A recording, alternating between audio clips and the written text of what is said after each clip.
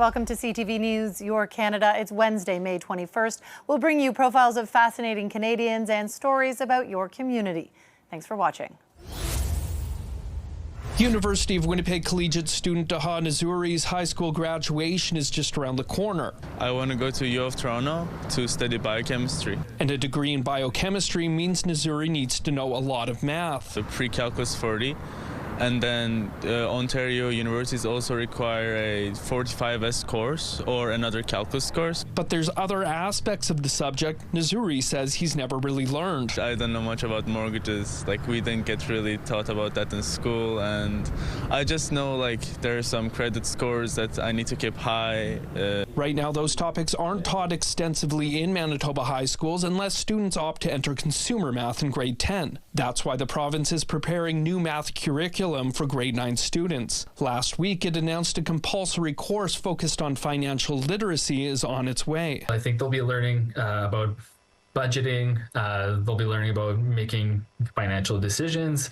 I think they'll be introducing a little bit of borrowing, saving, the idea of credit. College Jean Sauvé math teacher Mario Demera says these skills could be geared to any grade. The learning has to be tailored to where the students are at, kind of with where they are in life, and I hope that the new curriculum kind of takes that into account. Chelsea Arns, a tutor with 20 years experience, says teaching financial basics to all students is long overdue. I hear so many people who say, well, I learned how to factor a polynomial in high school, but I didn't learn how to do my taxes. I didn't learn how to save for a house. She says those valuable lessons help young people prepare for the real world. I think that opening up the dialogue around money, how to make it, how to spend it, how to invest it, how to donate it, will really take a lot of the taboo away from it. Daniel Homerson, CTV News, Winnipeg. Every day, thousands pass by this small piece of public land at the corner of Front and University, either on foot or in vehicles. The 270 square meter area known as the University Triangle is now home to a new pollinator garden. This morning, to mark World Bee Day, some 30 different species of pollinator plants were put into the ground. They were chosen because they're mostly native plants. So native plants support native pollinators, pollinators that have been around in Canada for like thousands of years. They have evolved with the ecosystems, the local ecosystems, and that's what they will need to survive. The project is being spearheaded by the Toronto Downtown West BIA with the help of the city and a number of area businesses. This just demonstrates how we can work collaboratively, how we can really come up with great sustainable initiatives in urban environments like the downtown core of Toronto.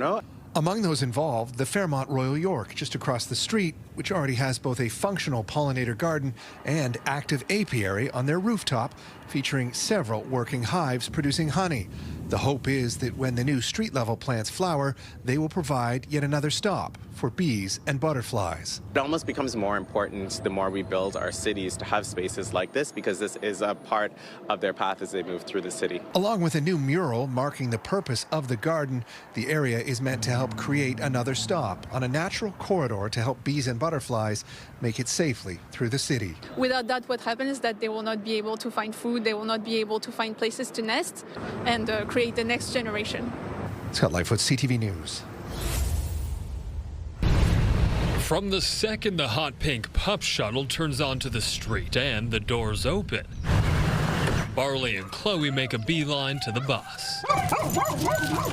When I find out that there is a local bus and it's pink, I knew my 2 golden retrievers had to be on the bus. Their tails wag whenever they get to spend their day with Paw Trips, a mobile doggy daycare. Nicole Belsky is the top dog behind the operation. I pick up your pup in the morning, we go for a 2-hour trail walk, then we head to the dog rink, which is an indoor facility. We do jumping, playtime, scent training, different activities, and we can gear it to different types of dog breeds as well. Before they're dropped off in the afternoon, they're treated to a pup cup dessert.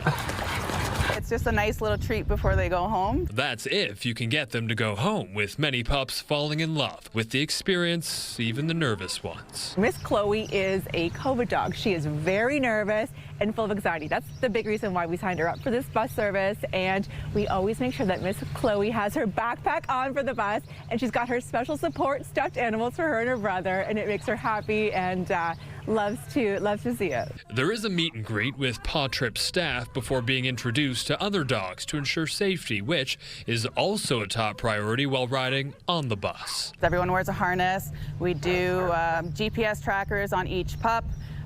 You never, want to miss a beat that anything could happen. You're always prepared. And while owners may miss their pups for the few hours that they're gone, it can be worth it knowing they can get some work done in the meantime and in the hours that follow, with the canines dog tired by the time they get home. Spencer Turcotte, CTV News, Kitchener. The voice, the instruments, the lyrics, the entire album, all artificial intelligence. You want to tell things like what kind of vocals you want, what kind of vibe of the song, what genre. Grade 10 student Leo prompts or orders the AI software to create what he's looking for, then the machine takes over. The generating a song took maybe a minute at the longest or so. Another student uses AI to create a new energy drink. These two, their own garbage can cleaning business. We asked them things to do as teenagers to make money. We've made around $400. It's all part of a pilot project course at Tupper Secondary called Applications of AI 12, believed to be the first of its kind in BC. So essentially we're trying to give an overview of some of the applications available out there for, to use AI to supplement learning and work and all that. Students are tasked with using AI to help pursue passion projects, like this student who coaches basketball and creates practice plans, or grade 12 Natasha, who's focusing on branding. He gives us kind of an outline, and then we can kind of mostly do kind of what we want. So I've kind of done a lot of stuff with marketing and entrepreneurship. And this class, just the beginning. It's inevitable that students will have access to AI in schools. Jeff Spence is the Vancouver School Board Principal of Learning and Information Technology. He says the VSB is working out how to include AI in all types of classes across the district as early as next school year. But there are challenges. There's a huge cost to this, not just a financial cost on school districts, but also a cost on the world in terms of energy that is needed to run AI. The VSB has partnered with AI tool Copilot created by Microsoft, sparking a major shift in learning. Just how big remains to be seen. We want to get ahead of it, and we want to be an active participant in the process as opposed to just passively getting swept along. Kevin Chirac, CTV News, Vancouver. At the Sources Nursery in Point Claire, owner Peter Nero is covering his stock at night and answering clients' questions by day. Do I have to cover my cucumbers? Do I have to cover my zucchini, my tomato plants? To be very careful because of the weather, 8, 9 degrees at nighttime. Nero says the long weekend was quiet for sales. And looking at the upcoming forecast, he's recommending hardier plants. Cold nights, 3 degrees. That's really cold for people wanting to plant their vegetable gardens. For trees and shrubs, it's not a problem, but for your flowers and vegetable garden, you got to be careful. The temperatures are one concern. The amount of rain is the other. I don't like when I see them soaking underwater, so I try to protect them so the roots wouldn't become, damaged. The next week or so, I expect to be able to work between the showers and put them in their permanent places.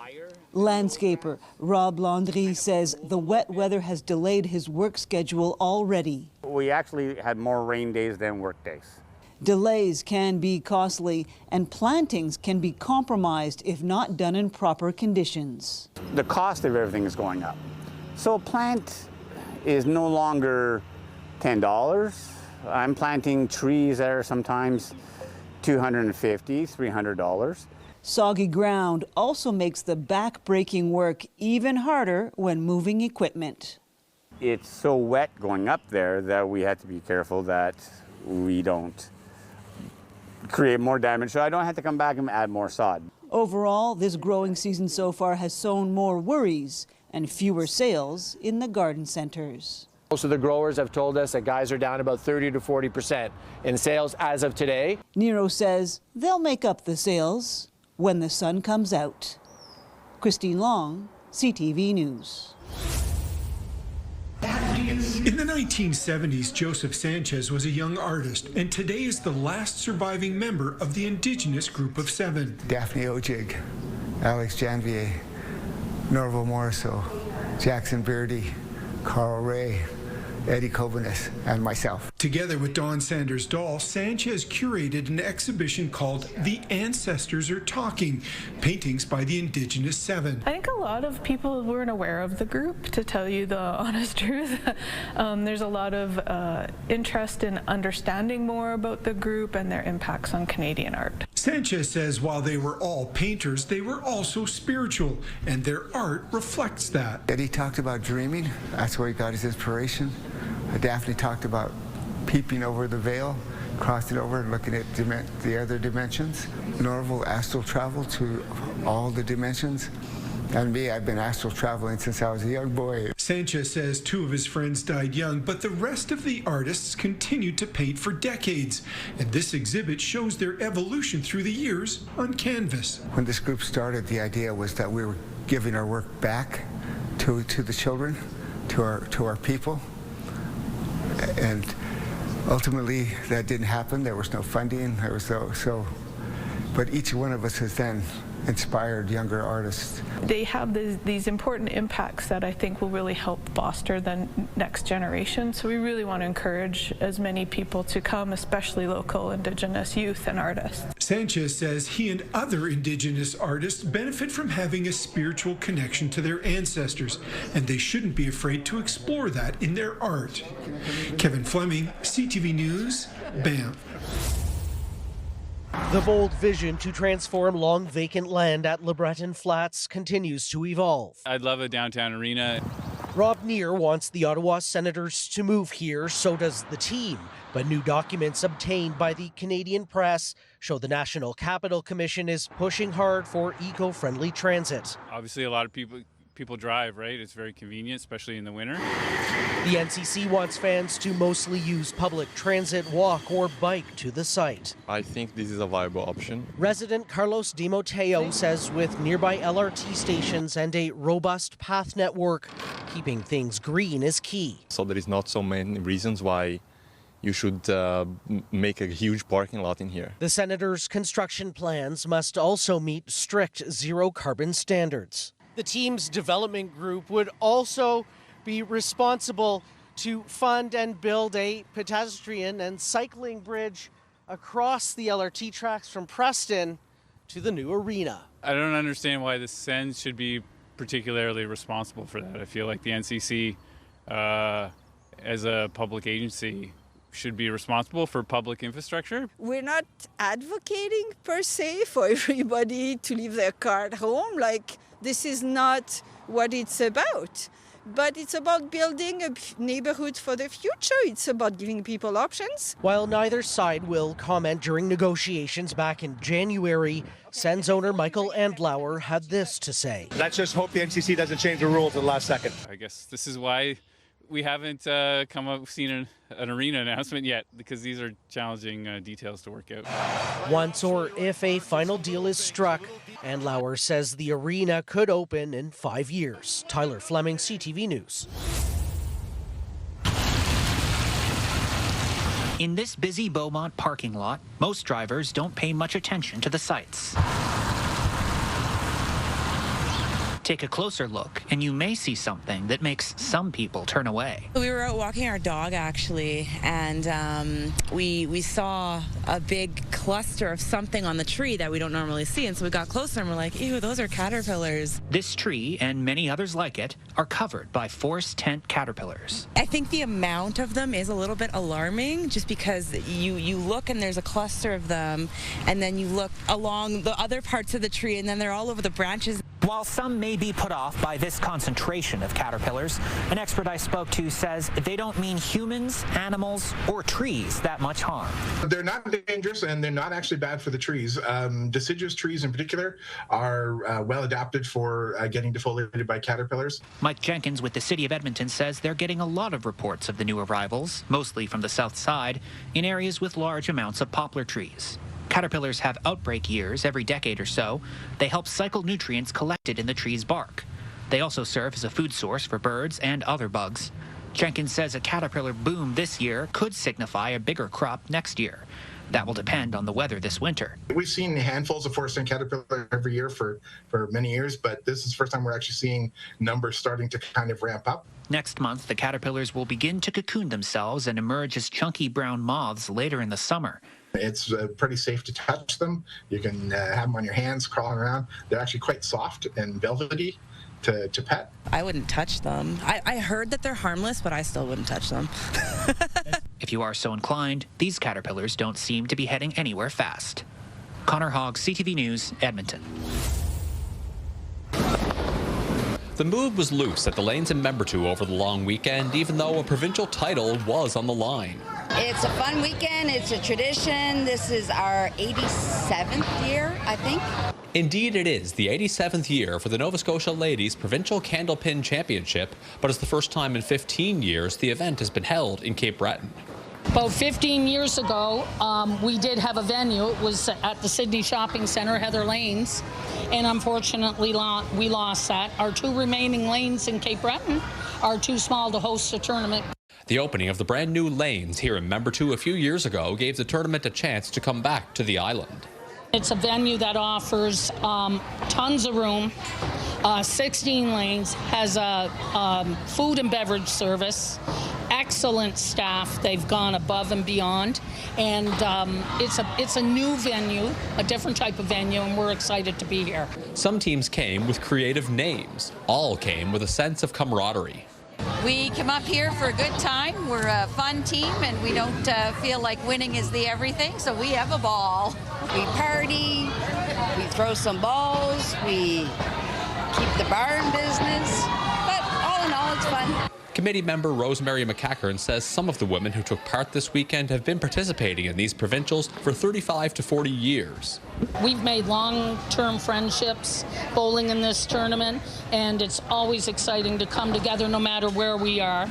And while she adds the location for next year hasn't yet been determined, the hope is the tournament will return here to Membertou one day. In the meantime, they're all looking forward already to getting back together for the 88th year on the May long weekend 2026. Ryan McDonald, CTV News, in the Membertou First Nation.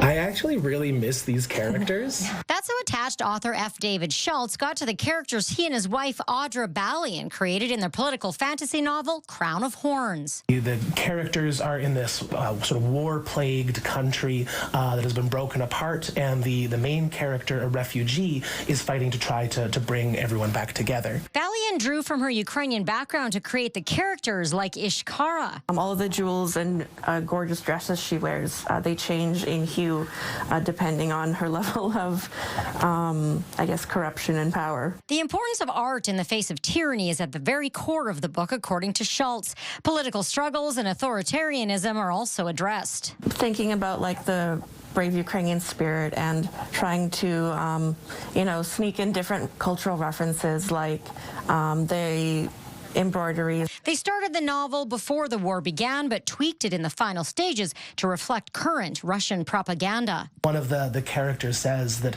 you don't have your own culture or your own heritage. It doesn't exist without us. Because the subject matter was so close to their hearts, the pair wanted to give back in some way and found the Canada-Ukraine Foundation's Aid for Artists project. A portion of the proceeds from the book, which was made entirely locally, will go to artists in Ukraine. When we were looking for a charity to give back to find that this project existed was just like a perfect fit. The couple admits they're currently working on a sequel to further the story that means so much to them. The novel is available at most local bookstores and online in print and digital formats. Carla Shinkaruk, CTV News, Saskatoon.